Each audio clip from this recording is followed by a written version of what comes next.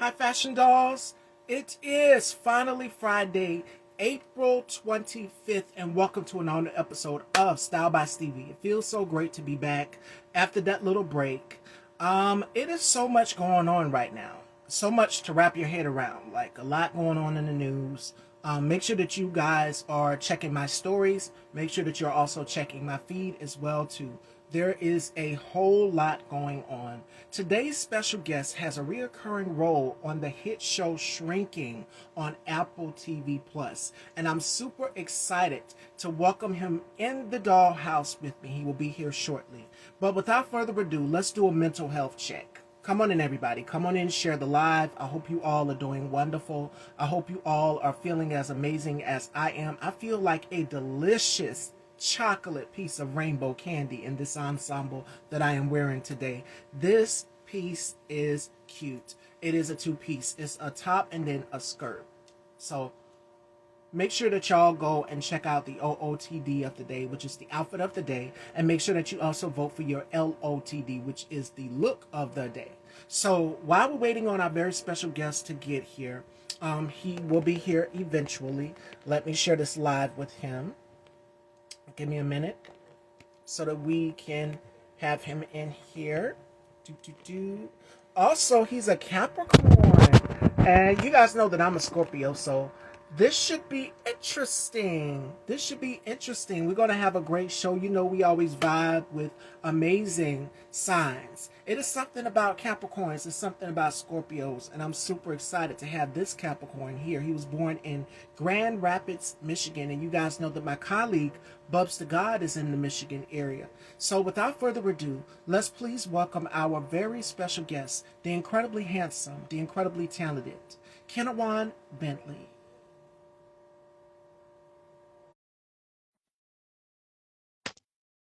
Uh-oh. Oops. Yes. Hey, Hello. Yes, I can see you.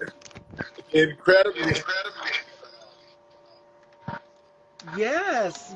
Welcome to the dollhouse. It's such a pleasure to have you here. I am so happy to be here. So I apologize that I thought it was 3 o'clock my time. Yes, it's my time. It'll be 3 p.m. Yeah, my time. yes, Yes. yes. So it's noon here, which is even better for me. But it did not click with me that we were going on Eastern as opposed to Pacific. So this is awesome. I would have washed my face and got cuter for y'all if I if I was going by 3 o'clock Pacific time. I'm Yes. literally just coming in from the barber. Oh my So. goodness. So you got cleaned up for us. I had to make sure while I was chatting with you, I was in the process of getting hair and makeup done. So I had to make sure that everything was in order as We needed. look fabulous. Thank you. Thank you so much. Only for you. Only for you. Only for y'all. And I'm glad y'all enjoy it. I told the guests before you came in while I was doing the introductions, I said, I feel like a delicious piece of rainbow candy in this ensemble here. That's Like nice. it is everything. It is a top and skirt. So make sure you guys go and check it out. But before we kick off this interview, how has 2025 been for you so It's far? been incredible. It's been incredible. I when December was around, December 2024, I was kind of like had a little anxiety about going into 25, right? For the political Yeah. landscape and everything else. But like work wise, it's been great. And as a Capricorn, work is very important to me. So I started off the year. I did a pilot, my first pilot that I've ever done for CBS, and it airs probably in like 2 months or so, or maybe around like late spring going into fall. It's this show called Einstein. I'm really excited about it. So we shot that in Toronto, and it was my first time in Canada, and it was an incredible crew, an incredible cast.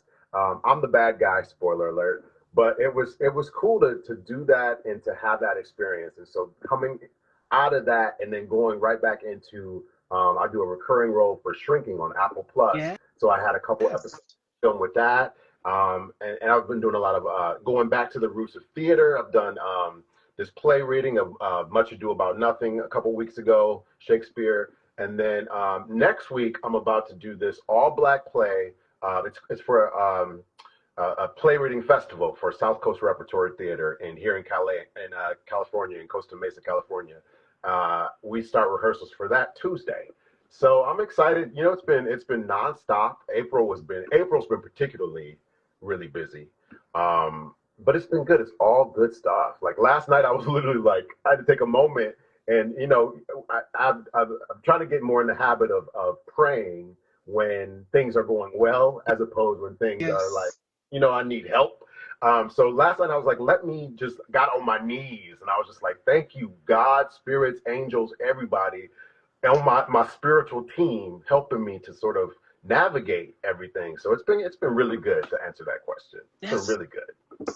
Yes, yes, yes. And you've mentioned your reoccurring role on Shrieking alongside Jason Segel, which is an Yeah, amazing show. We'll get into that. incredible. I like to start from the beginning. As you mentioned, and I was introducing you, I said he's a Capricorn, January 10th. I'm a Scorpio, October 31st. Yes. And I don't know what it is about our signs, but we just Oh, click no, instantly. everybody, I'm the odd man out in my family. Everybody's Scorpions. My mother, my brother, my aunt. So like, I feel like Scorpions took care of me as a kid growing up. You know, I feel like I was surrounded by that Scorpion love. So we there is a connection there, and I can't explain it, but I just know that my favorite people in the world are Scorpions. So Yes, yes, yes, yes. So you were born in Grand Rapids, Michigan, and I have a colleague that's in the Michigan area, Bubs the God. Shout outs to my colleague Bubs. So tell us, what was it like for you growing up in Michigan? so Grand Rapids, and I grew up in Kentwood, Michigan, which is a suburb in Grand Rapids. They're very, you know, literally like you cross the street, you're in Grand Rapids, but you go back as Kentwood. And at the time I was growing up in Kentwood, literally I was the only black kid from kindergarten through fourth grade. I was the only black kid in either class. And then we got an influx of more inner city coming into Kentwood, and it became more of a diverse place to grow up. But as the K through fourth grade, like I was kind of the class clown. It was never any kind of racial, not, you know, it didn't feel awkward or weird. Um, it was awesome growing up there, and then of course it became better once we got a more diverse landscape on it. But growing up in Michigan was cool. I mean, winters sucked. I mean, anybody who lives in the Midwest or anywhere that has like seasons, you know that winters can be tough. Um, but there was a wholesomeness and an acceptance and a real. It was a good time to grow up there, and I'm glad I grew up there, and I love going back now as an adult, visiting. My family's still there; they'll always be there. But like old friends from high school and everything. So it was a good upbringing growing up in Michigan. It felt very safe. It felt very accepting, and yeah, it was a nice place. And I had family. Of course, there's some places as an adult that I wouldn't live there. I feel like my thoughts and everything is a little more progressive for Michigan, but I love going back there and having that nostalgic aspect of it all. So yeah, I went to college there too. I grew up in Grand Rapids / Kentwood, and then I went for undergrad. I went to Western Michigan University, which is in Kalamazoo, which is an actual place. It's very artistic too. It's a very artistic, small little weird place. I always call it like the Portland of Michigan, in my opinion, because they have it's small, but it's got a really vibrant artistic vibe to it. So yeah, I went to undergrad in Western Michigan University. Graduated from there. I got a full ride to go to University of Connecticut in Connecticut for my master's. So I went right after undergrad to my master's, which I'm glad I got that out of the way. Although I'm not glad about these student loans that I'm about to have to start back. And then after that, I moved to New York in August 11th, 2001, a month before September 11th. I moved to New Wow. York. Yeah. So that was a whole journey within itself too. But yeah. So Michigan was definitely the contacts that I made in Michigan is what got me to Connecticut, is what got me to New York. So everything happened for a reason. And Michigan was the absolutely best place for me to be at that time.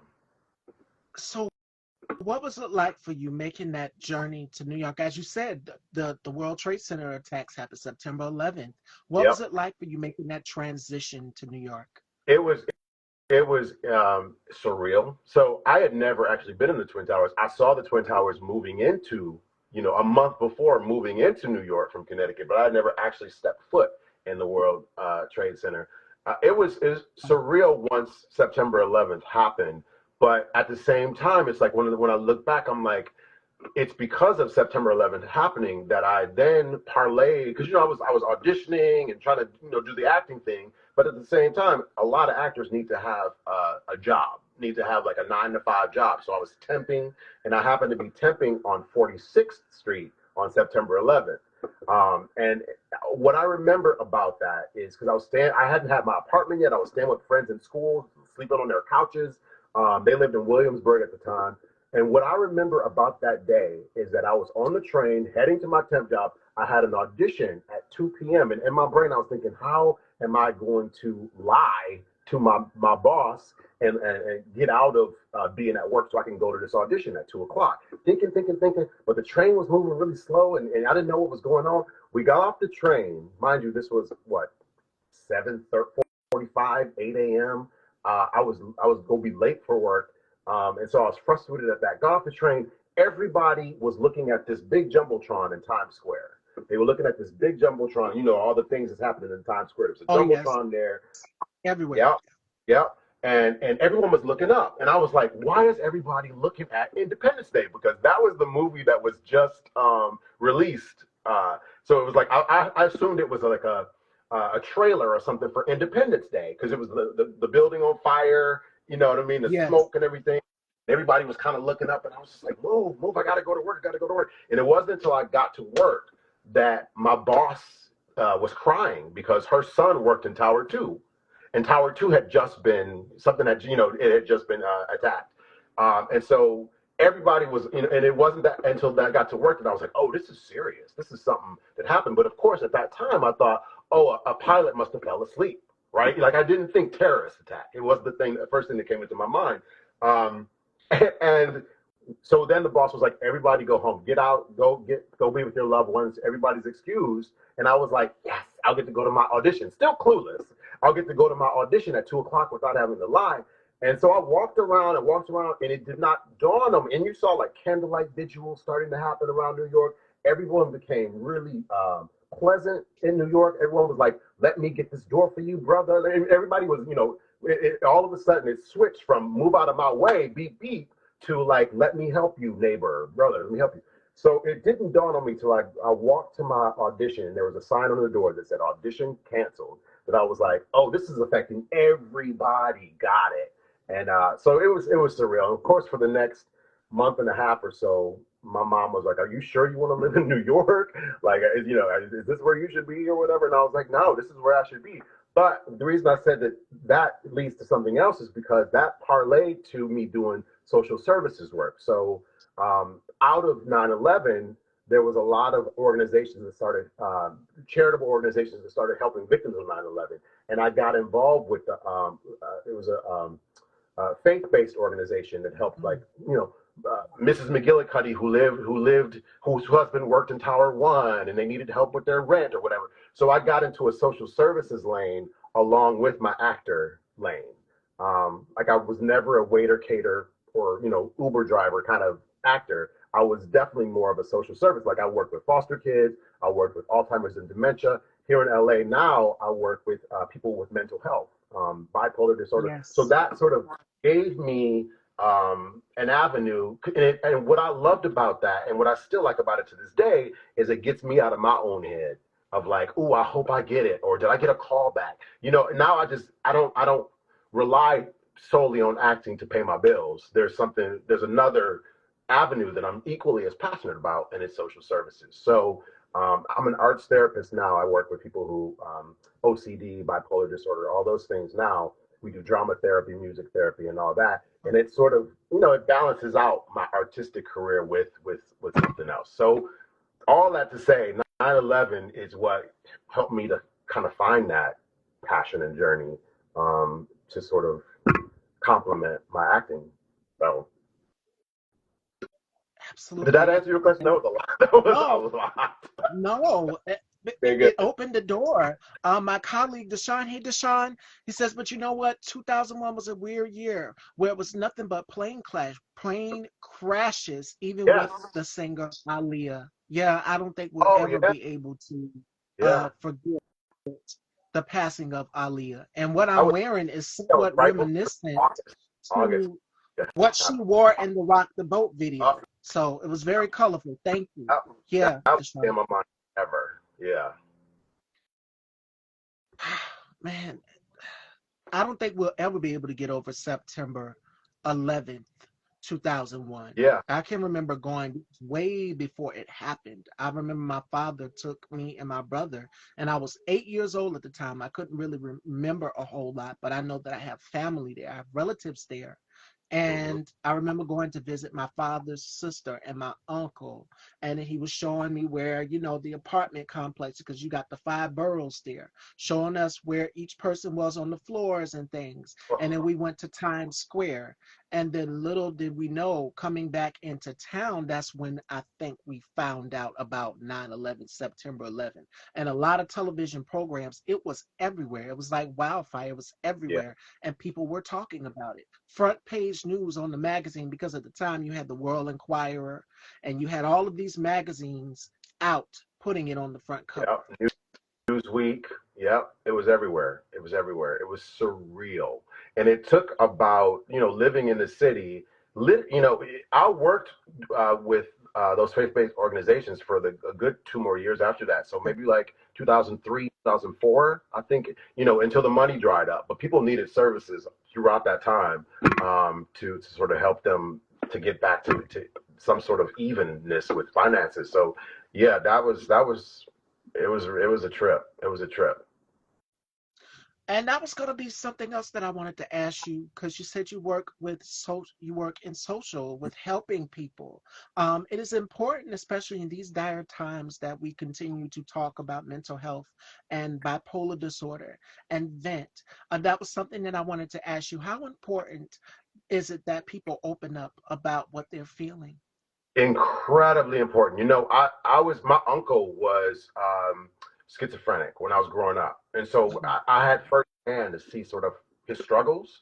And in our community, we don't talk about it a lot. We don't talk about. We go to the church, or we go to our sister, or we go to our brother, or we go to our best friend. We have outlets like that, but there's nothing like someone professional who has no ties to you whatsoever, and talking to them that opens up so many things and helps so many things. And I just want to normalize more the importance of mental health, and seeking out that someone to talk to. So it's something that I've seen firsthand, like growing up with my uncle, but also clients now, and seeing. And we still, I can tell you, I've been working at my company for about 6 years now, and I can count on one hand the number of colored people we see who come in for services or help. If we don't see a lot of that, these are who does come in are people who are extremely wealthy white people, and they come from Florida. They come because our company is it's a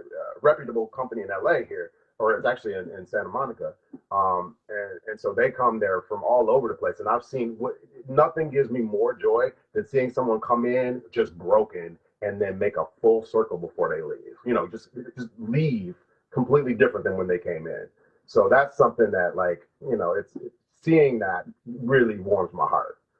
It's incredibly important for us to be on top of mental health, especially now. You know, seeing I have a friend who lives in Maryland, and he's going through it. There's a lot of things that are changing with him because of our political landscape for the services that he needs. And he's, before it's nothing's quite changed yet, but I feel like he sees it coming down the line. And I literally see him just like every day. It's all he talks about. And I encourage him to get some kind of help, or to get some sort of outlet for all this stuff. I mean, I can be there for him all I can, but I love him as a friend, and we've been friends for several years. But I feel like it might be more helpful for him to talk to somebody outside of our connection, and hopefully I can convince him to do that. I haven't yet, because it's something that he doesn't prioritize. But we have to do that. As people, modern day grown folks, we got to do that. So Absolutely. Self-care is a must. And that was going to be my next question for you. What are your methods of self-care? Because you are a man who wears many hats. You've got your organization, you've got your business, you're acting, you reoccurring roles on Shrinking, which we'll get into. So yeah. how do you balance out? What are your methods of self-care? What do you do in your downtime? Like for me, I love getting waxed. I love getting my hair and makeup done. I love getting my nails done. I love shopping, retail therapy. I love writing. So for you, what do you do in your downtime? I mean, not enough, but I do. There's something about the barbershop for me. The barbershop is my own sort of self care. I try to go, once every 3 weeks, and that's pushing it. Like, if I can go every 2 weeks, I will. So that's definitely something I do. I definitely write as well. I write sort of, I call it urban Dr. Seuss kind of poetry because it's got a rhyming vibe to it. And because I've never been like Dear Diary, but I can't do that kind of format. But I'll do like a song or like a poem or something. So I definitely do that. Um, what else? I swim when I can. I try to definitely be up in the gym when I can. Um, so yeah, it's not enough. I'd like to travel more, but again, with my work ethic, my friends are always like, "You need to travel more," and I'm like, "Yeah, I'll travel," and I travel when I book a job somewhere. And they're Right. like, "No, no, you need to wait for a job to travel. You need to go and take a certain amount of time and travel." And so I definitely need to do that more. But I find myself always gather, gather, gather, gather, gather. Like it's part of my Capricornness to get to work and gather, gather, gather. And then when I feel like finances are good and time is good, then I travel. But I need to proper prioritize that more. I think that would help me with self care. But yeah, I like I said, I'm trying to find other outlets to do it. It's hard for me as much as I preach for everybody else to do it. It's hard for me to stop. You know. Yes, absolutely. And for for those of you who are watching, exercising does something to your mental. It everything that you have inside of you pent up, get out. Take a few minutes out of the day and go outside, exercise. And that was something that my mother was also telling me because I'm always so wrapped up and in tune into everything that is going on, where we have to be visually aware, but also make sure that you are paying attention to your mental health and your safety, protecting your peace as well too. It is key and critical. So that's why I always ask my guests, what do you do in your self-care time? Because I love to indulge in a little retail therapy on the weekends. It's a ritual for me and my mother. And sometimes my cousin, me and her would go shopping and things like that. But it's not about that. It's about making sure that you take time for yourself and unwind for the ones that you love as well as yourself, because we can only consume but so much. You can't pour from an empty cup. Yes, yes, and like the simple things for me. I love streaming a good TV show. I mean, it sounds so simple, right? But I love those moments where I ain't got nothing to do. Like today is one of those moments. After this interview, I am chilling. I got groceries. I got my hair. I'm chilling. So I'll definitely find some time to unwind today. What I always have been really grateful about, and I stand by this, is that I have a really strong self-awareness. So I feel like when times are getting to a point where I'm like, ooh, I I I find a way to step it back. You know what I mean?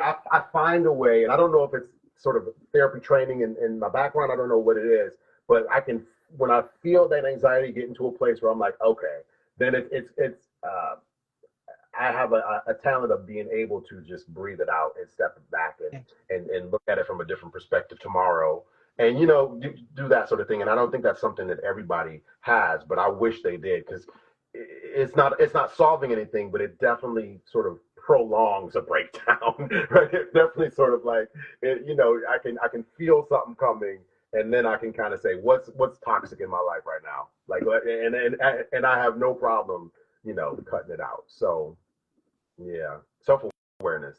It's a strong suit of mine, I think. Definitely. Okay, now you said streaming. a TV show. Yes. You have a reoccurring role on one of the hit shows out right now on Apple TV Plus, and that is Shrinking. You are doing Yes. an outstanding job on that show. You are alongside Jason Segel. Tell us a little bit about it. Tell us a little bit about your character on the show and what is it like working alongside Jason Segel? It is a dream. So, um, I guess right after pandemic, 2001, an audition came. It was a self tape. I did it, and heard back about 2 weeks later. They said the text has changed. Can you do it again? And at first I was like, I don't feel like doing it again. I'm busy. Right? So I did it again reluctantly. And then the next day they were like, "You're good, you're booked." And I was like, "Oh, shit, okay." And I didn't know, who was in it at the time. I didn't know what was going to happen or what it was going to be like. And then that first day on set was magical. Now I didn't meet Jason. Most of my scenes at the time, I didn't meet Jason. I didn't meet Harrison Ford. I didn't meet any of them because most of my scenes were with this guy who's playing my son. And I play a son to a grown ass man. And so I was like, damn, am I that old? I was like, I'm playing a dad to this grown ass man. Okay, cool, let's do it. We had a scene and it felt really good. The cast and the crew were just incredible. Everyone was excited. We didn't know if this show was going to be a success or not. We just knew that it was Apple, so that was a good look, right? So I did that first season. I did about maybe 4 episodes. And it was always really great. It was always really fun and cool. But I was like, damn, I really want to work with Jason or at least meet them because I never got to meet Jason or Harrison. So the second season, they said to me that first day I was there for a little scene with my son, as usual. We had conflict in the scene. I played the role of Tim. He's kind of a working class dad. His son, who's Luke in the show, and Luke is a series regular in the show. He had served time in the military, but he was having some like PTSD stuff. So that's hence why he had to go into Shrinking with the psychiatrist.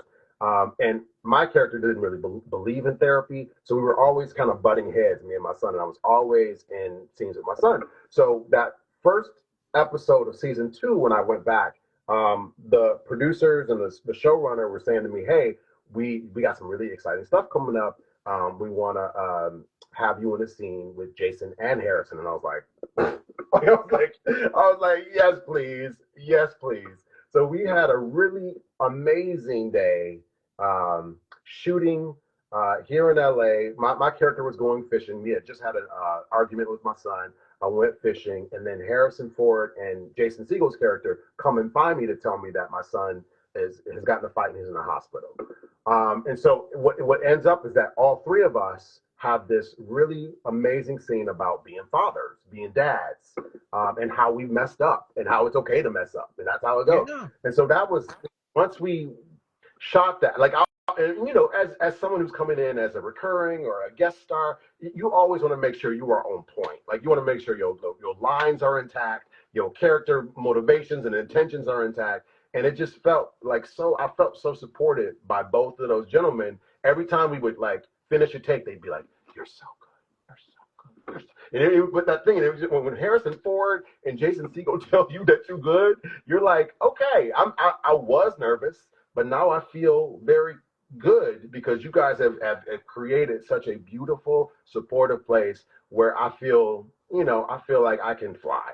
So I left. Whenever I leave set on Shrinking, I always feel like I'm going home. I got permagran. I'm just in a good place because they're all so great. So now we're in season 3, right? And I've done 2 episodes so far in season 3. I hope there's more.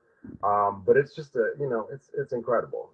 Working with them is just I was like, if I can be a series regular in a show with people this talented, this kind, this like driven to all put on everybody wants to do their best. So now I go to I love all the other people in it. So it's a good spot to be in. I really love to oh no, I can't think of her. Jessica Williams. Jessica Williams is always in the show, and that is my girl. Every time I see her, she hugs me like we was cousins. And I'm always like, I wish I was in the scene with you. I wish Sean's dad could be in a scene with you. Like Tim, and like I don't know how that would cross, but I would love to be in a scene with her. So it's good. It's good. It's right here on Warner Brothers, which is not that far from where I am. So the commute's not bad. The scripts are great. The people are great. Like, what more can you ask for? It's good.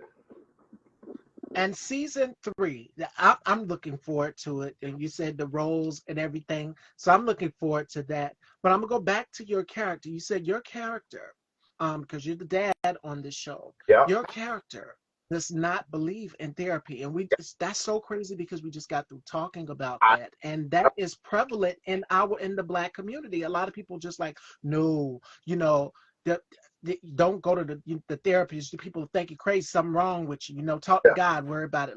But faith without work is dead. God put therapists here for a Yeah. reason, and therapists, sometimes you need an outside opinion. You can't always go to family. There's nothing wrong with that, but sometimes you just need an outside opinion. You need a second opinion, Yeah. and that therapist will make you be like, why do you feel like this today? What are some things that you think would make you feel better? What can I do to possibly help steer you in that direction so that you feel better? That's what it's about. But your character is what's so crazy is tied into everything that we're experiencing today One. with us as Black people in this country, where we don't want to talk about it but just sweep it under the rug. Yeah. Yes, and I hope that they explore that more because I was so proud that they had because everybody else is very gung ho with therapy in the show. Yeah. So to have my character be like y'all just blaming the parents, blah blah blah, to be so anti therapy. And so my hope and goal, and I'm putting it in the universe, like I want to get shrunken by one of the therapists in the office. Like I want my character to be in Harrison Ford's office or Jason's office or Jessica Williams, Gabby, I think is her name on the show, her office. So I can really express it because it was a little bit expressed last season, but I want to really be that voice for it and maybe even have some kind of like turnaround with my opinion on it, right? To be like, yeah, this has actually helped me.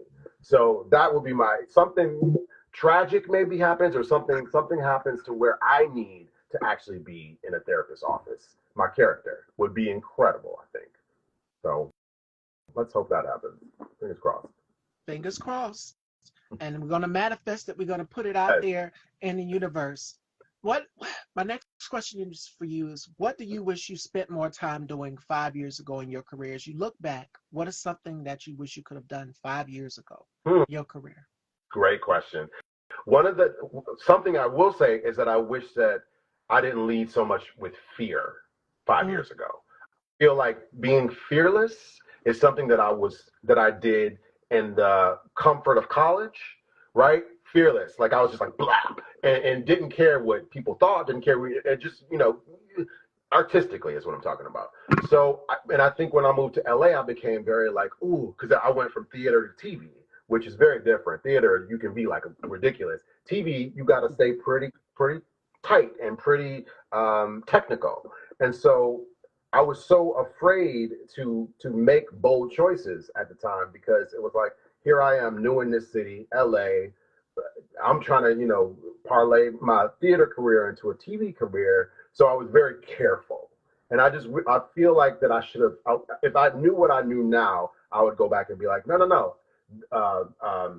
Fortune favors the bold. Is that what one of those sayings? Fortune favors the bold. Or, there's something about that people pay attention to confidence and people pay attention to strength and what you're doing. So I would do that differently. But I think to really specifically answer your question, 5 years ago, I think that what I've done different. I probably would have moved here. So, like I said, I was in New York for 10 years, but I always was curious about LA. And I think I either would have two ways. I would have stayed in New York because there's a lot more filming happening in New York, even though New York is a very hard place to live in, Yes. on certain levels, right?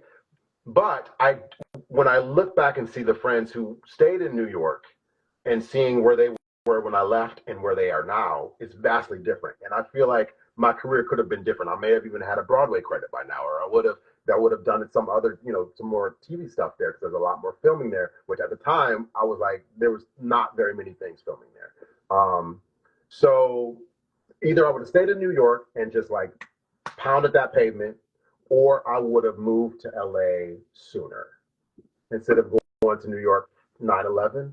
Maybe move to LA. So whatever trajectory happened is where I'm supposed to be. But I often wonder what would have been if I had done this, or what would have been if I had done that. But other than that, I don't think there's anything differently I would have done as far as like what, going into, I find a fulfilling career as an arts therapist.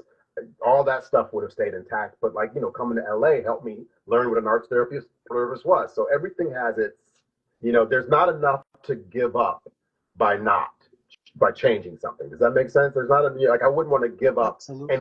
journey that I have now.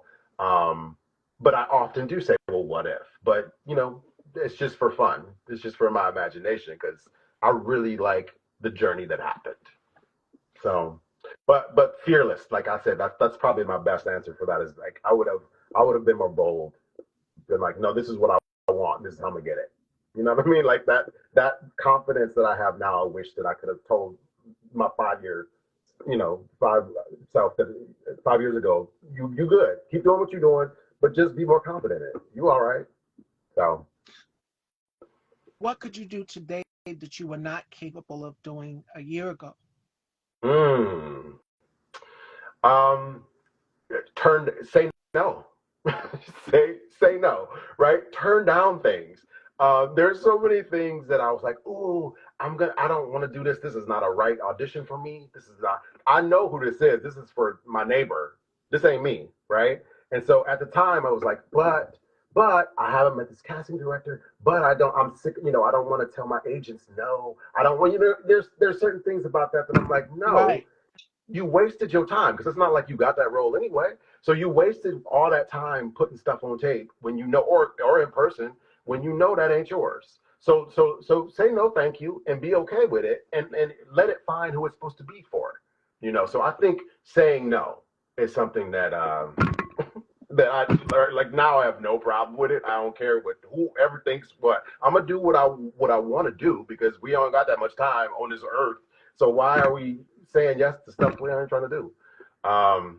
So that being more bold in that and being okay with that. That's really it. Because I'll after I say no, of course I'll second guess and I'll be like, oh, but I should have did this, or what are they gonna think about me, or maybe they won't ask me to audition again.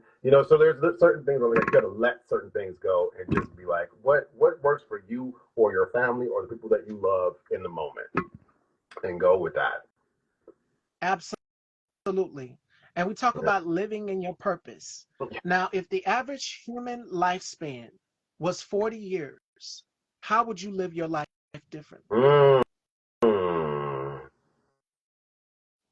Mm, I would you would cut the fat, meaning like you would cut all the doubts, all the what ifs, and just day to day, right? Day to day, and sink or swim. It's day to day, making sure that you're good, people that you love are good, and whatever those dreams are, going full steam ahead in a 40 year, because 40 years Absolutely. goes like that.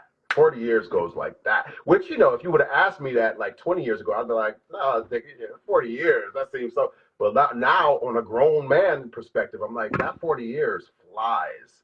So everything you wanted to do, just do it and see what happens. Make it happen. Absolutely. Absolutely. Yeah. What do we all have in common besides our genes that make us human in your Mm. eyes? I think our ability and to want to be loved and to seek out love. That is something we all have in common. We all have in common that thing of like jealousy. And we all have, that we have to breathe through sometimes, or finding someone else's journey and being like, oh, well, why am I not this and why am I not that? So those things are normal, and I think and envy, it's all normal. And it's just about learning how to silence all that and put it away and allow yourself to feel it and be like, oh, I'm supposed to feel it, and then put it away and let it go. So I think that's something we all want to be loved. We all want to love. We all want to be appreciated and respected. Um, we all have to remind ourselves that we do want that. So that means we have to give that out. We have to give out respect, and we have to give out appreciation, and we have to give out kindness, and those things. We expect that from other people. So we gotta put that out more. We gotta pump that out more and live that journey more. Um, is what I'm kind of finding. So And my colleague Bubs the God, he says this. He says self love starts within. So the journey to loving someone starts within. The discovery to loving someone special in your life, it begins within. So it begins with self love. yeah, And it's important that we continue because a lot of us crave the human connection, that touch, that be able to give someone affection, yeah, whether it may be intimately, whether it may be spiritually. The words can't describe the connection that you have with someone. yeah, It's important that we continue to love on one yeah. another. And I think that is what's missing in this climate more than ever. Oh So yeah, we're seeing so many people losing so many people and people losing their family members. So it's important that we continue to pour into each other. So I believe that love is what's missing more than anything. And I can tell you that love overrules hate. So yeah, self love begins within. And I think each yeah. and every one of us wake up every morning and love on ourselves more than anything. And I think it's also easy to, because we are in this climate, it's so easy to be like, oh, don't nobody care. Everybody else is an asshole, so let me be an, I don't fucking, I can cuss on here, right? Right. Everybody else is an asshole, so I'm gonna be an asshole. You know what I mean? It's just, it's a slippery slope because we almost subconsciously have been granted permission to be assholes to each other because because our political climate and everything is it's a vibe that's set right now Yes. that I think it's dangerous to fall into. I think in those times we got to double down on being kind and being considerate of other people and being those things, right? I could almost feel the change when old boy took office. I can't even say his name. Took office. I felt the change just reading things on the internet and reading comment sections about things, and it was just like everybody was like, "Oh, free for all, we can all be that." And Right. it's hard to do the right thing than the wrong thing. So yeah, I think we got to double down on it right now and figure that out. Pour into your family, pour into your community. And I was telling someone that just recently. Your vibe attracts your tribe. Oh I had my colleague, Conscious TV, on Tuesday, and he was saying that as well too. Make sure you stick with your tribe. Find a tribe of people that you gel with, that you glue with, that you love unconditionally. And I see half of my tribe here. Shout out to Deshaun and Al Tit for Tat, and then Pure Lux Salon, my girl who's always showing me so much love. Every single episode, she always comes in. But it's important that you find a tribe of people that you glue with, yeah, that bounce off and feel the same thoughts and opinions you feel. Because remember, we're not in this alone. yeah, We have people who feel the same sentiment of wanting vulnerability, of wanting to be loved, of mm-hmm, I feel hopeless sometimes. mm-hmm, Lift me up and I lift you up, vice versa. yeah, And that's how it should be. yeah, yeah. Oh my God. Absolutely. Absolutely. So, my next question for you is when it's all said and done, will you have done more than what you've done? Said more than you've done. I'm sorry. Mm-hmm. No. I have what I find is that weekly, monthly, there's always a more. There's always more I want to do. There's Yeah. always things that I didn't know I wanted to do it and it changes. So no, I believe that we all have we're all learning uh, as we go, and there's always more learning that happens as you get older, as you get wiser. So and things change, avenues change. I think there's certain things that have been constant in my life as far as goals, right? And sometimes those goals don't the end of the goal is not actually what you thought it was going to be, or halfway to the goal you were like, but actually I want this, or I wanted to. So it all mutates and changes. So finality, until I die, until I go home with the Lord, I'm going to continue to like, explore and find out, what suits me at the time and at the moment. So the journey, the journey's not over until it's over. So and I'm so open for it to change the way it's supposed to.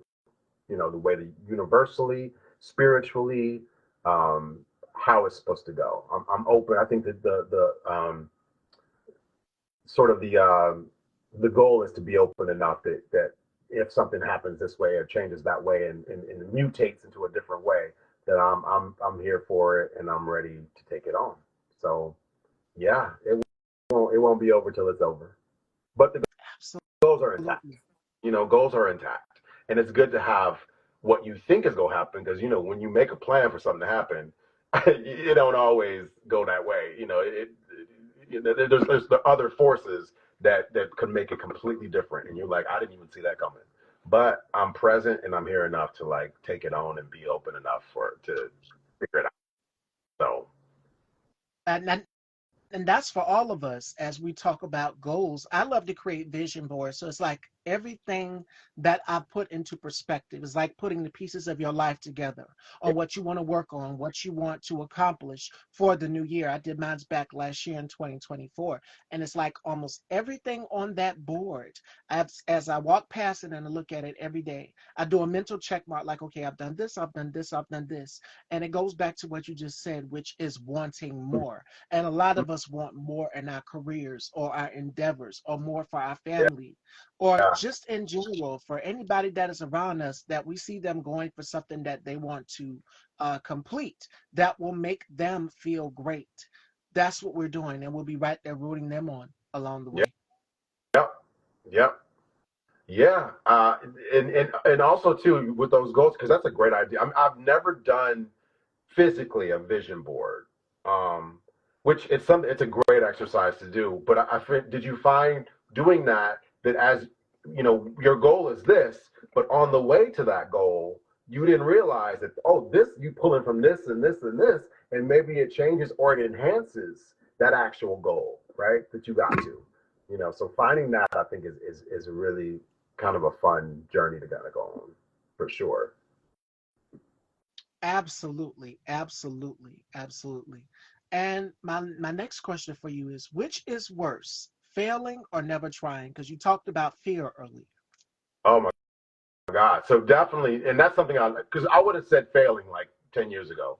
Just there's something about, and it's weird that I'm pursuing a career where, failure, meaning you didn't get the job or you didn't get this. It happens so frequently and it hurts your soul every time it does, even though you get to a point where you're like, no, I can dust it off or whatever, keep on going. But it hurts your soul, especially when there's something that you really are right for and you really want. But in my maturity of now, it's definitely I go with never trying. Never trying is worse because I feel like if I never tried something, then this is my experience. I'm going to overthink it a million times. Of like, why didn't I do that? Or it could have been this, or it should have been that, or it would have been that if I had only tried. So trying and failing at least gives me a finality of like, oh, I tried, it failed because of this, right? So let me try this. Mm, So I think not trying is worse than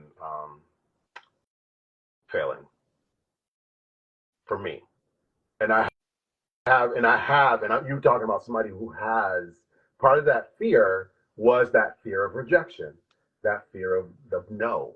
But I feel like now I have definitely learned and read enough that no means not right now or not you or not, you know what I mean? It means like let me renegotiate some stuff. It doesn't mean like no, get out my face, you suck, right? It doesn't mean that. It means like this ain't it or the timing's not right or a number of things, right? So the not trying part is something that I feel like you will regret that more than if you try and fail. mm. When was the last time you listened to the sound of your own breathing? Oh, oh, oh. Um, great question. And it's been a minute, and I don't like that because breathing was such an important part of my training for acting in school. And I forget the importance of it, but I'm trying to think. I feel like there's something in when I was in Toronto. I was in Toronto from from February 22nd until March 19th, right? Um, and there was a couple of challenges there doing the pilot for CBS. There was a couple of challenges there with, first of all, the first challenge was I was allergic to dust, and they put me in a housing place that had like baked on caked on dust. So, and I didn't want to be that actor that was like, oh, complaining, right? I was like, no, let me just like, it'll be fine tomorrow. And it got worse and worse and worse. My eyes were all swollen, my throat, it was bad. And I had maybe 3 days before I was actually going to be on camera. So I reached out to them, and they actually, I saw a Canadian doctor, which cost me a fortune because they don't do insurance of the U.S. And the Canadian doctor was like, check out your surroundings, right? Wherever you're staying, check it. So I went to my lodging, pulled the bed back. It was like black dust on the wall. Pulled the rug up. It was like dust. Of course, they put me in a different apartment immediately, and the breathing cleared up. Now, I say that to say that that was the one thing. That's not even the point. The point was on the first day of set, the writer changed the text, which happens sometimes. They change the text. The text that you have been memorizing and working on for weeks, they're like, actually, I want you to say this and action, right? And so you're like, because I just don't memorize that quick. I wish I had that. It's something I'm working on. I don't have that. I need a good day or two to sit with it and be with it a while. Anyway, breathing helped me not to panic, not to freak out, right? Because it was like, they gave me like 5 minutes to learn this new text. And it was like, okay, I can either scream or breathe, right? So I breathed it out. And luckily, I had an incredible scene partner. And so she was there with me, and we just locked eyes, and we did it. We got through it. And it was also a night shoot, too. So it was 12:30 at night. My brain at that point was like, what? Going into 1 a.m., it was like, dude, how am I going to get past this? But we did it. And seriously, taking a minute to breathe it out helped me a lot. It helped me a lot to not panic, to then focus better. But breathing is something that I used to, like I said, I used to do that all the time in drama school. And it's something that I need to circle back to because not just when I'm in the state of like, I need to circle back to it and make it a part of my regular situation. But I call upon it when, like I said about prayer, right? I was like, I want to get in the habit of not praying when I need something, but praying for gratefulness. So breathing is something that I need to incorporate in a daily life in traffic or in, when I feel myself not necessarily getting strong. I listen to this radio program on Sirius XM when I'm in the car because I'm in the car a lot in LA, and it's Urban View. Have you know Urban View? They're incredible station that talks about political and everything. And there's this Lurie Daniel is a host on one of the shows, and she has this I don't know if it's every day, but I've caught it a couple times where she has this moment of gratitude, and she has this audio thing that comes on, and it's like breathe in, breathe out, and it's this really soothing voice, and she's like breathe in, and so there's like harps in the background or whatever. So I find it to be very helpful to have that on the radio, and it's like, oh, let me breathe with probably a whole bunch of other viewers who are listening to this right now. We are all breathing in and out at the same time, and there's something really magical about how she starts her show like that. And it's something that, like I said, I'd like to incorporate that more into my. Yes, Karen Hunter. I say Clay Kane. I love Urban Views, but Lurie Daniels is Daniel. I always say Daniels is Daniel. Lurie Daniel Favors is. I mean, if I could meet her, I want to shake her hand and give her a hug because I feel like she be talking her knowledge and her perspective, and all of them. They're all brilliant, but her specifically, I relate with a lot. So anyway, off topic, but yes. And in this climate, I think we all need to breathe. It is almost wrap time. We got another show. You guys are getting 2 shows to make up for the shows that we didn't do yesterday and the day before, Fashion Dolls. So you guys are getting 2 shows today. So the first one was with Kenajuan, but Kenajuan, before we wrap, I'm going to do something with you called the box of gems. And in your Okay. box of gems, you have to give me 5 things that mean sentimental value to you. It can be life, it can be your goal, endeavors, and this can also help encourage people as well too. Ooh, 5 things. Say 5 things that what have sentimental In the value. box of gems, in your box of gems. Yeah. Mm. Um. So you talked about tribe. I think there's much more people that are really important to me, but there's like really 5 people who are just my team, who know everything about me. And so those those 5 people condensed into one item in this box, I would love, because I love them. They're my team. They're my tribe. So that's one. People that I love, friends who have, some of them go back to me with me to New York. Some of them have been to me with school. Some of them, have when I was in Oregon. There's people that I have, but I'm condensing them to one of those 5 people. And then what other things would I want in this box? Um, my drive. I think I have a healthy amount of drive of what I want to do, what I want to accomplish. And within that, it's not just for me, but it's for the people that I help with my arts therapy. Um, Thirdly, I would want, uh, ooh,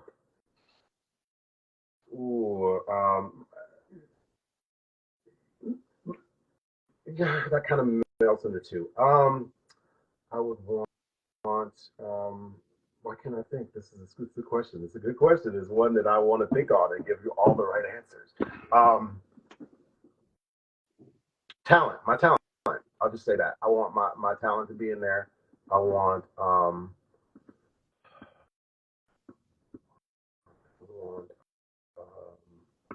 ooh, um, my love of, so I'm a history buff, but not just history for the world, but history for my family and our roots. And I have a cousin who I talk to very often, and we will have 2 hour conversations about the history of our family. So I would say the love, or the love and the knowledge of where I come from, which is a nice bookend to where I'm going. Um, one more thing that I would put in that box would be, um,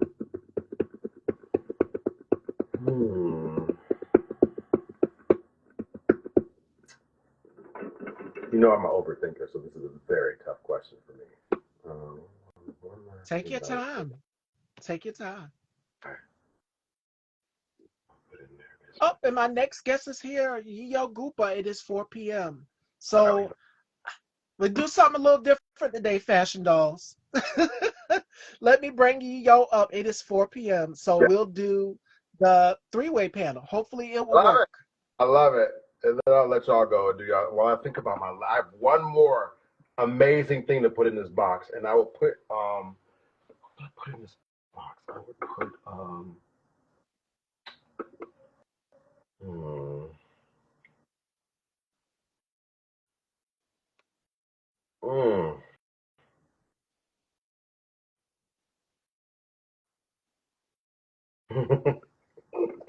uh, my my uh, knowledge of financial, uh, like I feel like I'm very good with finances. I'm not. You could give me a math problem and I would be horrible at it, but I know how to make $20 last me for a minute. I don't know. I don't even know how I would put that. My financial health knowledge, I guess. That's weak. I just not. That's not even. I'm gonna leave here and be like, damn, I should have said one. That's a good question to give somebody ahead of time. I want. You know what I mean? Hey, welcome.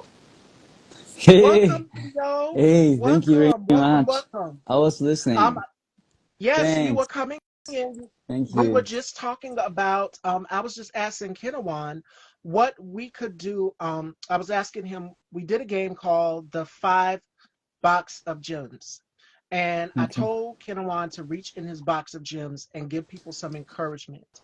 What would you Yeah, we suggest that he need that. include in his box of gems? Yiyo. Uh, so about my well, first of all, thanks a lot, Steve. Thanks, Kenajuan. C'est dit comme ça. It's like Kena- Kenajuan. Kenajuan, yeah. Kenajuan. I Kenajuan. like I like Kenajuan. I've heard that so many times. My friend from Dominican Republic calls me Kenajuanito, which I'm very much into that too. But yeah, it's Kenajuan though. Yeah, with the Latin bias. Yeah, I love it. Well, thanks a lot for the energy. I was listening to you, catching your questions, your I don't know, the subject. Thanks for the opportunity to speak here in English. You know, I'm here in Santiago, Chile, so just como se dice, exchange your experience and yeah, and knowing more about you. Yeah, you were saying again. Yeah, we were trying to figure out what are those gems we go put in the box.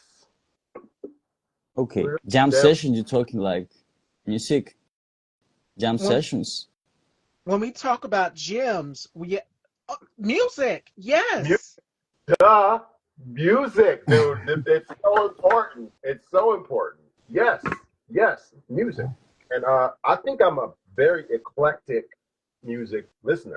Like I have everybody in my music collection from like old school to now. I feel like although there's some people now that I'm like, I don't know who that is. But genre, from genres, from like blues to like country, even like old school country, like Patsy Cline kind of country, and like like new school R&B, which is the Oh, I more love that. the most music is R&B. That's in my collection. Like that's really what powers everything else. But there's a little bit of everything in there. So music, 100%. Yeah, Yiyo here is a music artist, Kenawan. So I see right some on. collaborations in the future. Maybe Yiyo could probably Yeah, collab. Y'all two could yeah, collab on some happily, of Pennsylvania course. theater. So Always into a good collab for sure. Do you play instruments? Yeah, of course. Yeah. In fact, I'm here in the studio. You know, you can see a little bit. I love it. I was and it's talking about beautiful jams where he's of at. CDs. Absolutely beautiful. I just reach out again this CD song something a little bit, but this I got a couple of CDs, so I'm going on school I love it. a little bit. Yeah, talking about our old school R&B and those. Yeah, but happily of doing music. Yeah, I got my guitar here, saxophone, soprano. A little keys, Oh uh, wow. yeah, percussions because here I got my here you can see it. It's like my sound therapy, sound healing set. I love it. So There's you're a full on musician. Where can I find kind your of stuff? trying. Where can I find your stuff?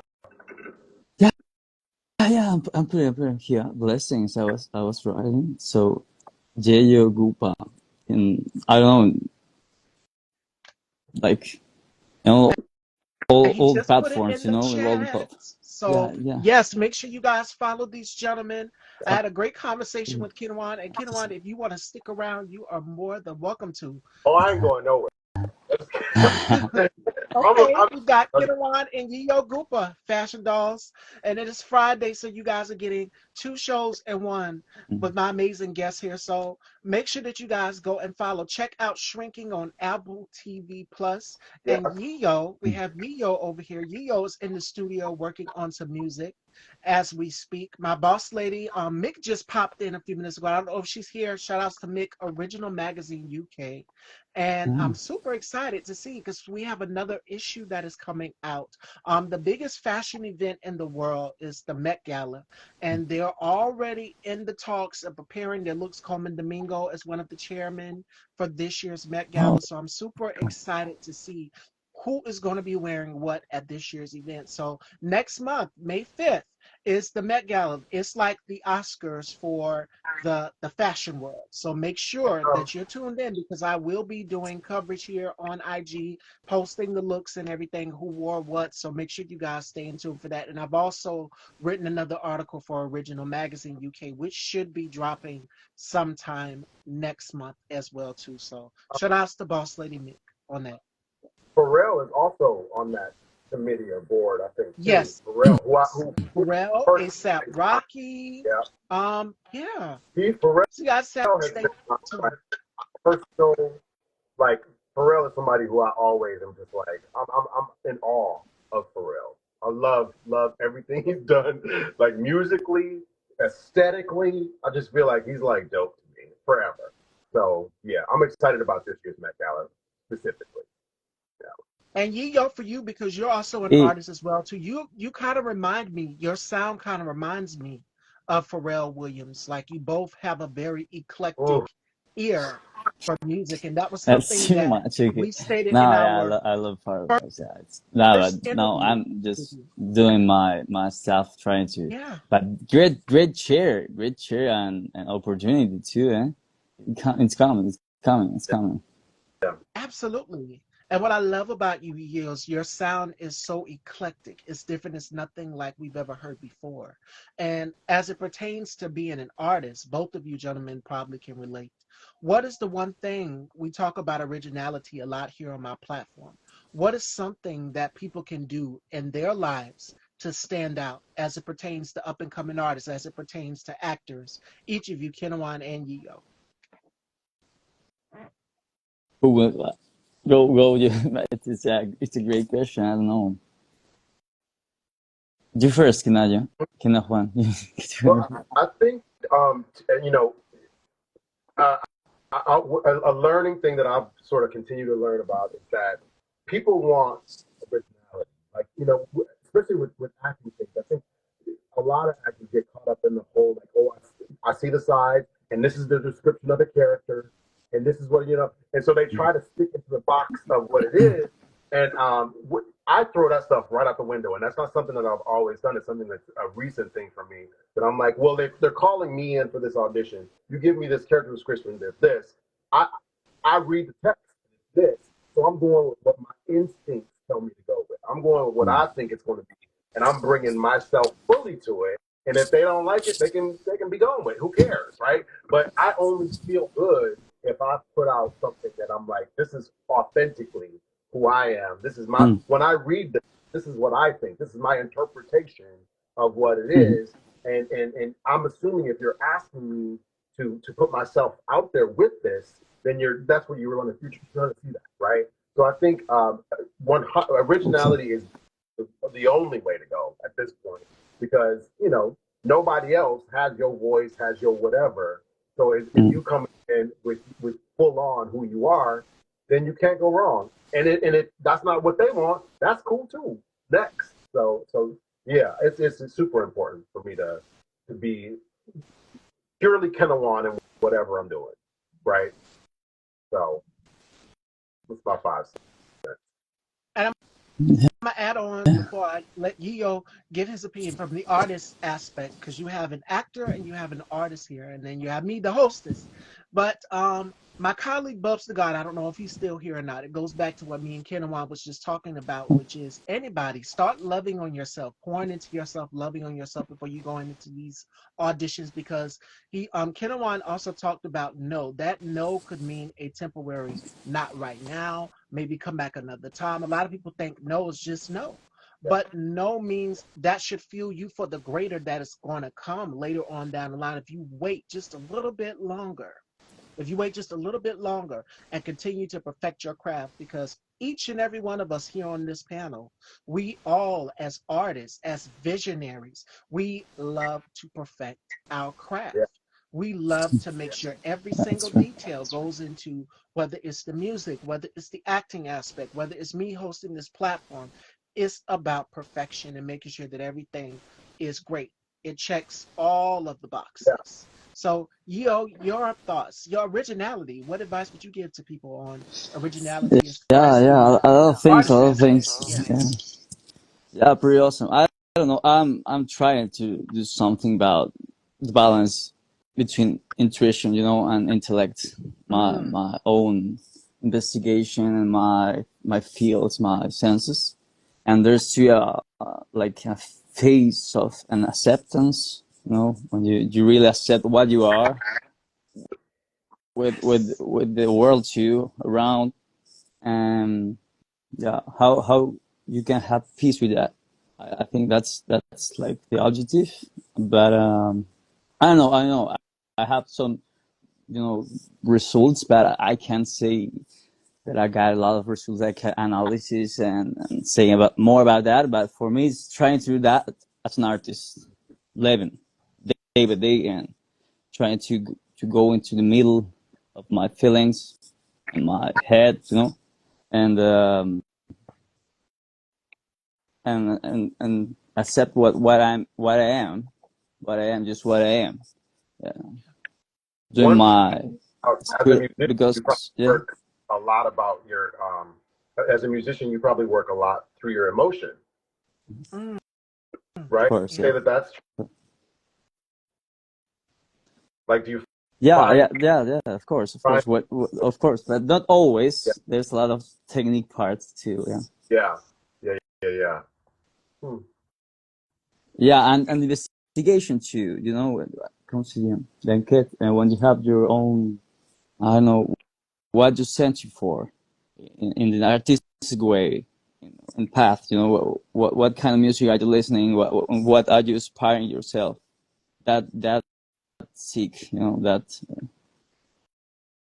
That's the truth for yourself and having peace with that, with the collective, with the society, just trying to reach that. But yeah, there's a lot of another things happening. The industry, there are other musicians that you can connect, in the bad, in a good or in a good way.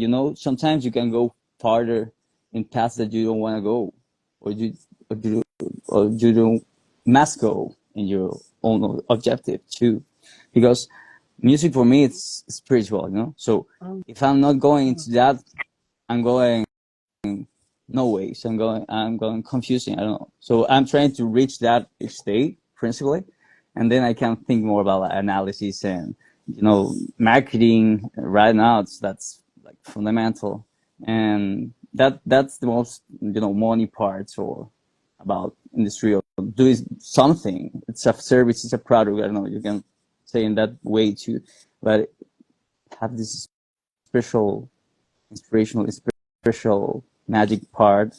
That's art. I don't know. No, that's the difference between the other things. But you can go into the analysis of art as a service or product or streaming. Right now with streamings, all things happening. That's why I'm going to the cities again. Thinking that sound again. Mm. Um, yeah, yeah. I'm a, Thanks for the I'm gonna touch on what you reflection. just said. Because Kenajuan just touched on that a few minutes ago. So crazy. You were listening to the conversation. He came in and he was listening.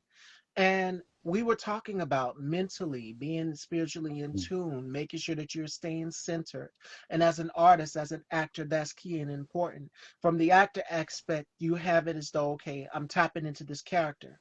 When I'm tapping into this character, I'm having to put on this character's shoes and I'm having to wear this character's cross. So I know that when I Well, go that's home, so I difficult. don't Yeah. bring the character with me. It's a spiritual connection, but you connect to the Yeah. character in some sort of way, whether it's a good guy you're playing or a bad guy that you're playing. But even though if it's like a villain or a bad guy that you're playing, it's like for Mm. the viewers, us, the consumers, the viewers, we're trying to figure out what made Mm. this character so evil. blindfold. What made this character the way that they are? And you feel a little vulnerability for them. You feel a little sympathy for them at the end. Even though they did horrible things, you feel just a little bit of sympathy for them. But that's that spiritual aspect. And it's like, okay, do I tap into my conscience now? So I get exactly what you were saying. That's why my light bulb went off when you said that, when you said, okay, spiritually for me as an artist, how do I tap into this? The consumers, the listeners of the music, we listen to the message and we relate to it. And I tell a lot of artists this all the time. Any singer that I've interviewed, I always tell them this. And I told just last week, I interviewed him not too long ago, a singer, and we were talking about how music is healing to people, how playing a role can be healing and vital to people because people can relate to it in some sort of way. We can relate to it or know someone who's been through that similar situation. And it's just like, wow, it makes you sit back and think about it like, okay, now I see why this character is the way that they are. And now I see exactly and feel what this singer is singing about. So it's different things, different emotions trigger that. So the spiritual aspect, it makes you go to the other side. Absolutely. So yeah. But I'm thinking just, first of all, being an actor, you have a lot of different characters to go into the spirituality, deepness of deep, yeah. That's huge for me because I just have my personality, my character. It's just one or two. Just with that, I'm fine. You got a lot of to manifest and interpret and study and feeling and so. First It's of all, interesting. yeah. I was thinking music to me because it's not my brain. I enjoy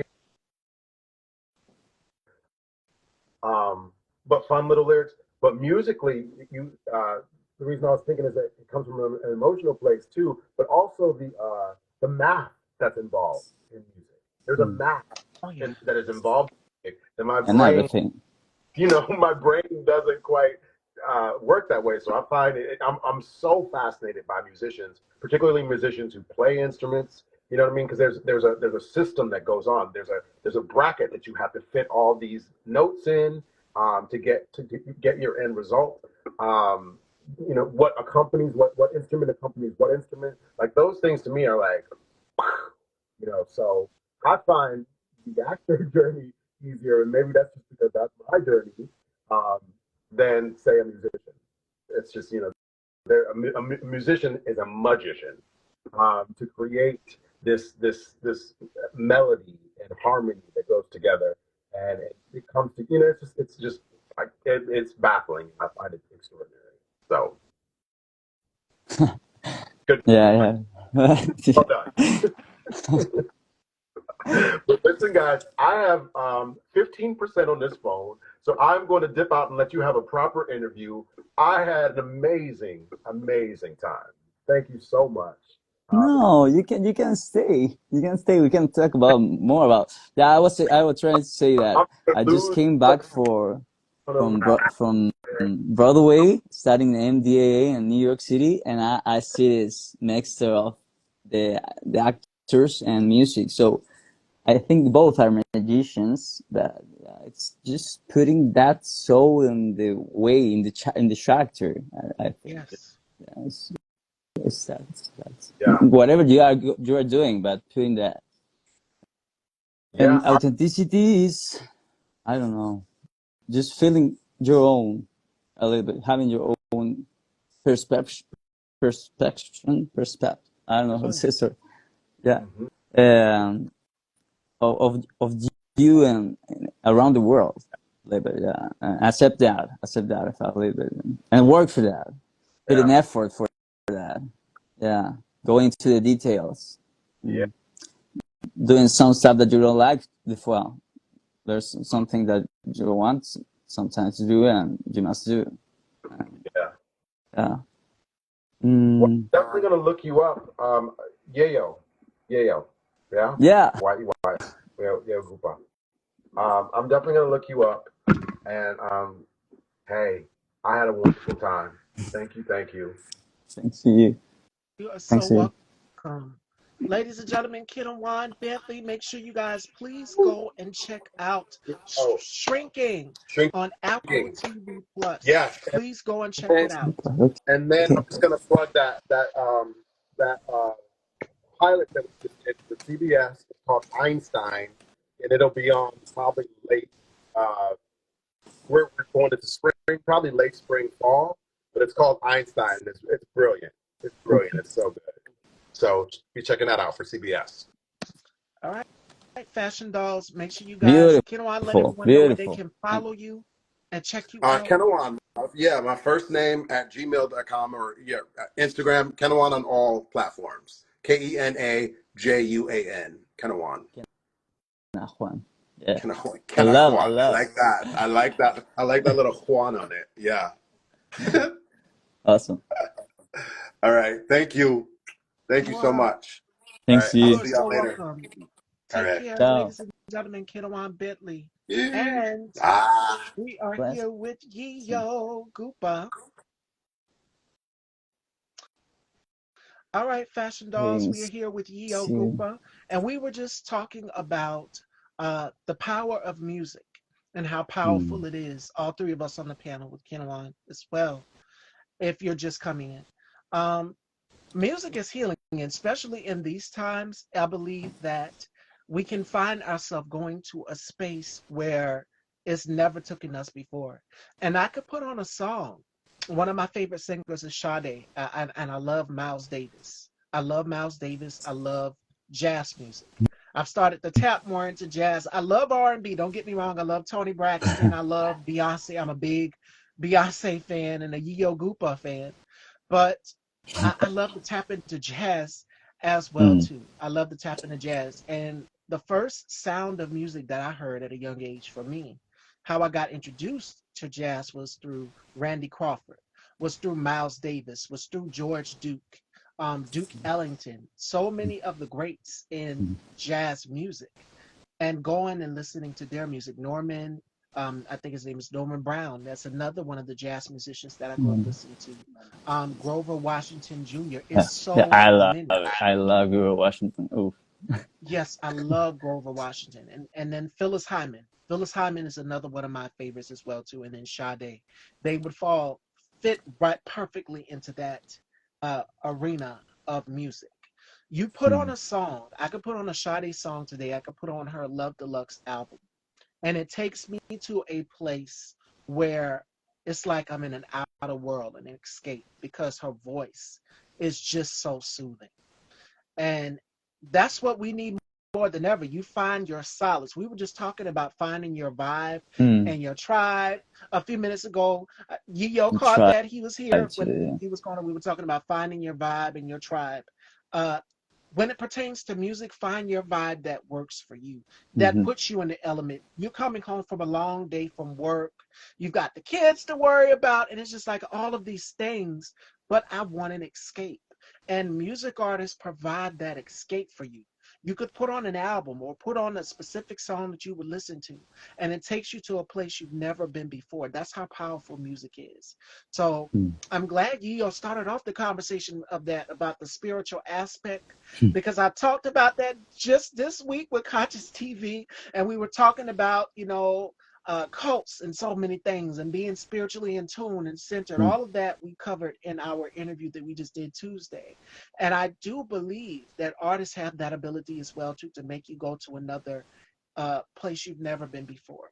And it's just like, I'm tired of being here. I just need to put on my earphones or my Mm. earbuds and put on a song or put it on my television or whatever and clean or just vent. Music takes you places, literally.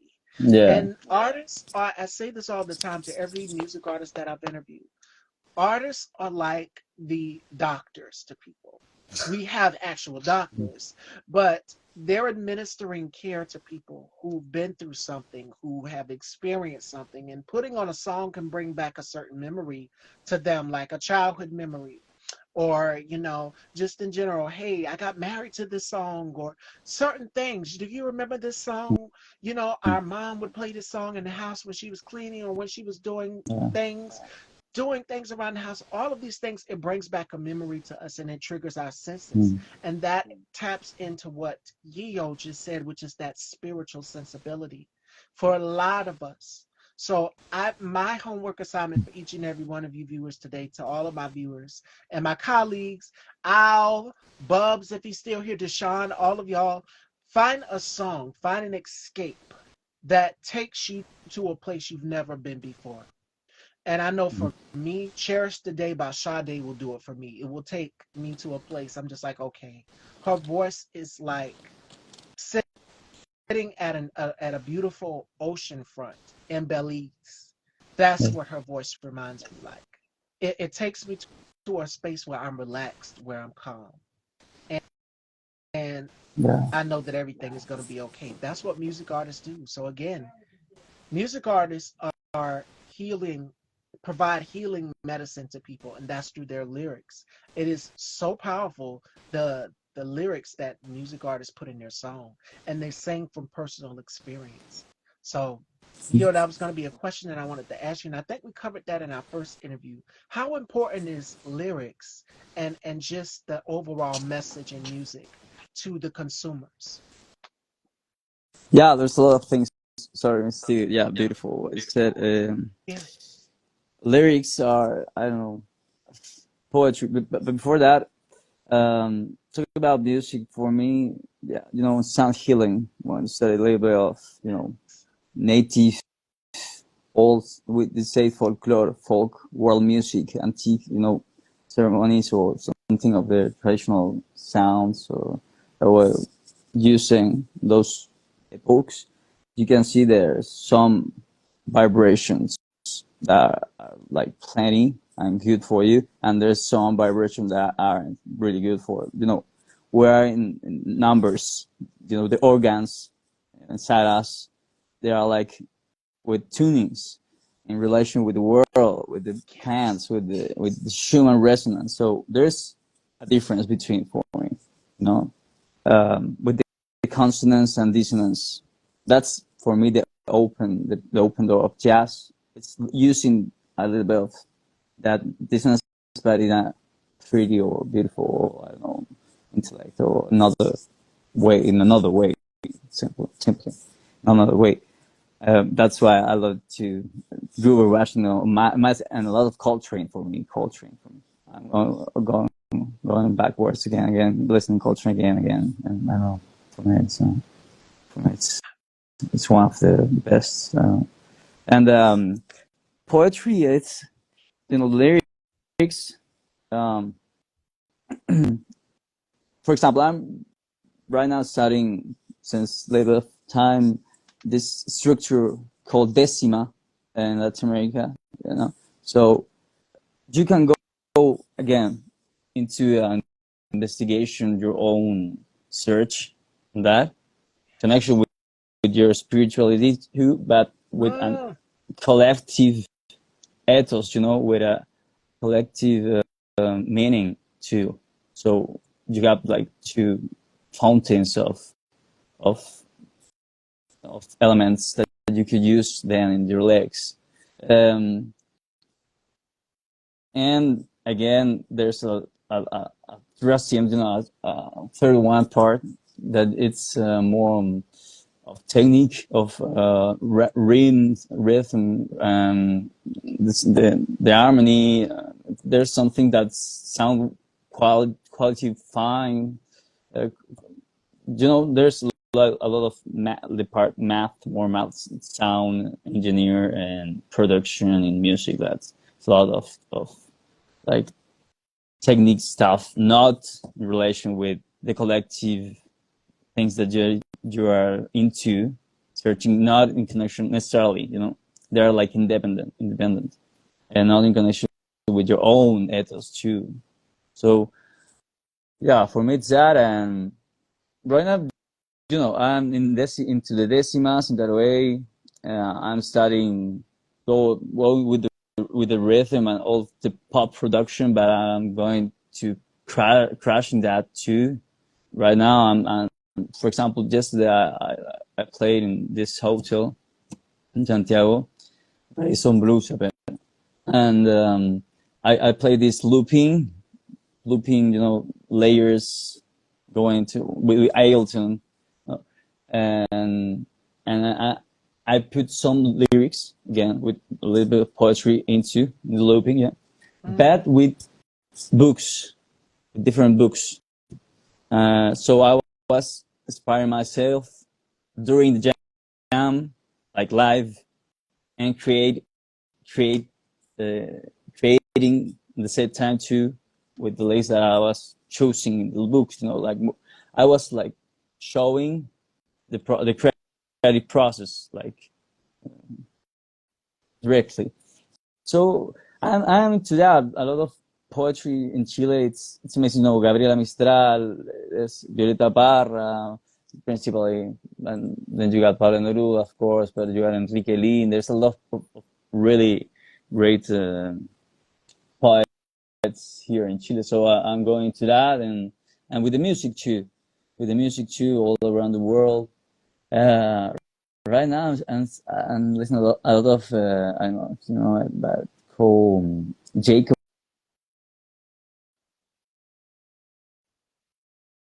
I don't know if you know Jacob Banks, but yeah.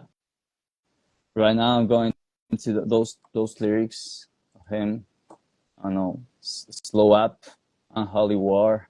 So, chain smoking. I don't know. So, yeah, I'm always seeking for inspiration in French too.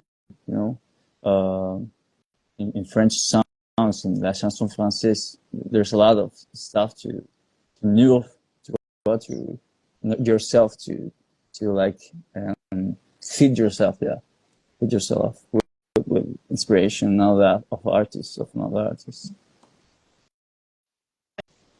And it's so much inspiration around us from where you're at. The scenery is absolutely gorgeous. It's breathtaking.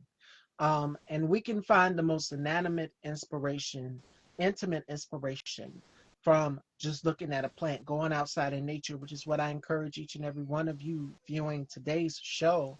I want you all to do something intentional today and find the inspiration. There's so much beauty in the inspiration in life. And I know for me, this is coming from me working in fashion. You find inspiration. I find inspiration through looking through fashion magazine. I also find it at looking at nature as well too. And Mm. the most beautiful thing, it can be a flower. My mom has a green thumb. I do not.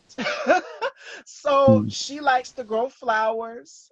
And just looking at the plants, it's springtime. A lot of flowers are budding and blooming, and you're going to see color. Whereas it was the wintertime, everything was closed. It was dull. It was dark. Now it's more vibrant. And I would suggest everybody go outside and be intentional. Look at Mm. nature, take a walk, as my colleague Al said in the comments, um, going outdoors, getting some of that sun Mm. exposure, Mm. making sure that you take just a few minutes out of your day and be thankful to the creator or God or whoever you believe in, whatever spiritual entity that you believe in, that this is beautiful here. The green grass on this earth, the water that we see in the ocean. And a girlfriend of mine, shout outs to Frances, she sent me a picture of Fiji and the water is crystal blue. It is so gorgeous. And I said, I want to move here before the whatever happened with the orange man. We never get into all of Mm. that. Mm. But she sent me a picture and I said, girl, this is gorgeous. I said, I want to move here. That was the first thing. She said, girl, you got to do your research. You got to find out more about the country and everything.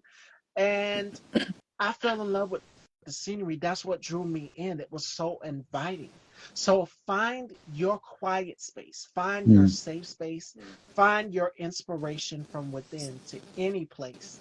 And I would encourage everyone to do that. Find yourself an escape. From all of the craziness, find yourself an escape. And I would say that going and taking just a few minutes out of the day to get a walk in, or whether it's taking a deep breath, because Mm. that was a question that I asked Kenajuan. I asked Kenajuan, how's your breathing doing? We need to breathe, relax, and be thankful for everything that we Mm. have. because just as sure as we're seeing it right now, it's being ripped away from us. But be thankful for those little things, to be able to have the opportunity to walk outside on the grass. Some people will walk out. My colleague Bubs said this in one of his lives. He said, I want to walk outside barefoot. And I think Al might have seen it. I said, I am not about to do that. I'm down here in South Carolina where there is snakes. We got water bugs. We got worms. We got frogs. And I'm afraid of all of them. So I won't be doing that. But I will find other ways to keep myself grounded and centered. Again, butterflies. I love butterflies. I love flowers.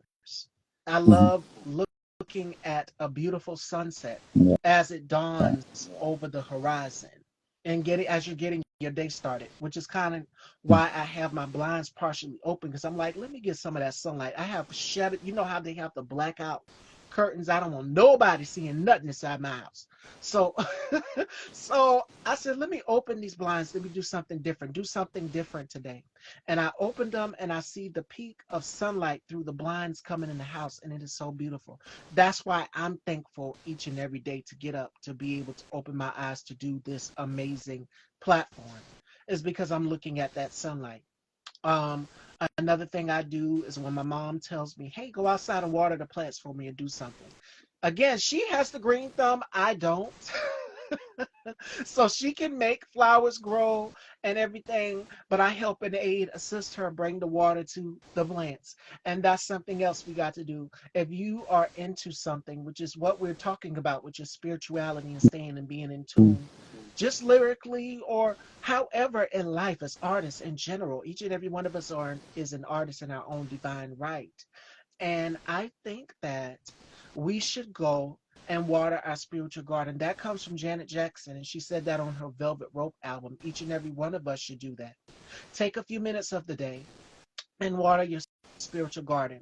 Whether it can be physically, you're going out here to water your plants, just sit in the garden for a minute. Or I would say, take a walk, take a hike. It is so therapeutic. As Kenajuan just mentioned before he left, uh, exercising.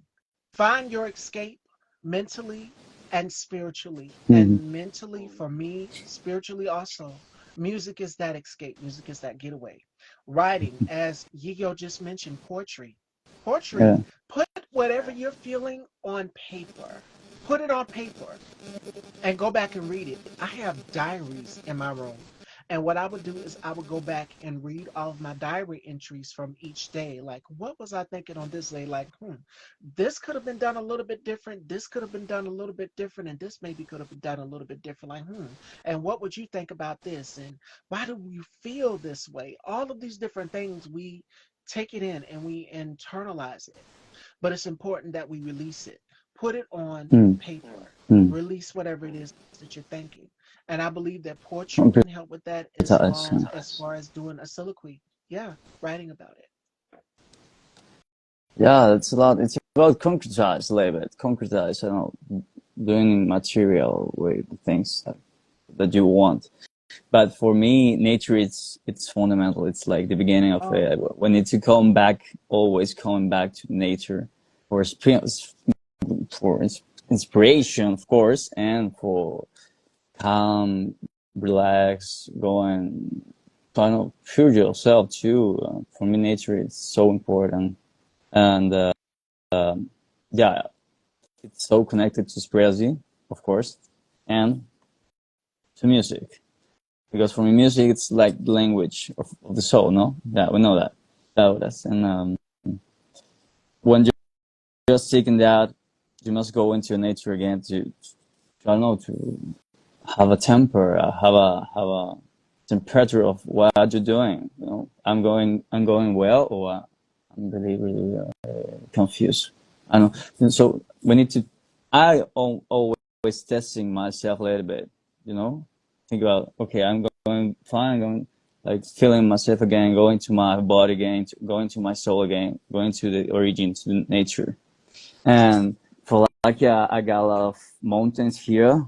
There's a lot of roots. Yeah, we go always in the weekends. So yeah, I can go into to that mountain and have a breath doing a lot of yoga, a lot of pranayama, and yeah, I try to do that.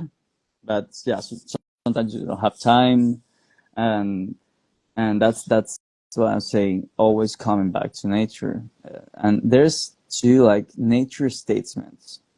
The birds are talking in pentatonics sometimes. The wind, it's have a hertz, have a number, and that was saying again before Schumann resonance. So there's a lot of Bach temper in music, like in the normal music, popular music we listen. So there's different things there are different things that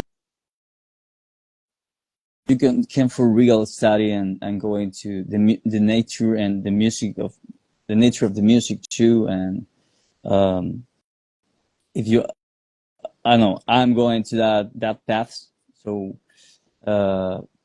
in sound healing in particular, more than industrial, I say industrial music, more like city music, but in sound healing, like antique, really old way of feeling music with the bowls, with all of the ancestral instruments. With that, you go into a trance. That's the fundamental thing. And nature, it's for me again a path or a way or a mother or I don't know a whole thing that contains us, and it's fundamental to go into again and coming back for reaching that true connection with your spirit, so with your soul finally. And yeah, we don't have to pass that, like for real, having that in mind. I don't know, you can go into trance with electronic music too, of course, but I don't know, I think there's a special thing just passing by with the really organic things. And I can live with both. So that's looping my new project. It's mixing the analog and the digital, music or ways of making pools. And yeah, that's important thing. Thanks for the reflection. Thank you very much, Mr. Stevie. It's been so beautiful again. See you, always supporting, and great for real. I want to talk with all of them, and yeah, it's been a great opportunity. Thanks. You are so welcome. And before we wrap, Fashion Dolls, I'm going to leave you guys as we head into the weekend. You guys know that I am hosting the Mom Hatton event for my girlfriend, Stephanie Davenport. Shout outs to my girl, Concrete Rose, New York. New York, North Carolina. Concrete Rose, North Carolina. I'm doing the Mom Hatton event.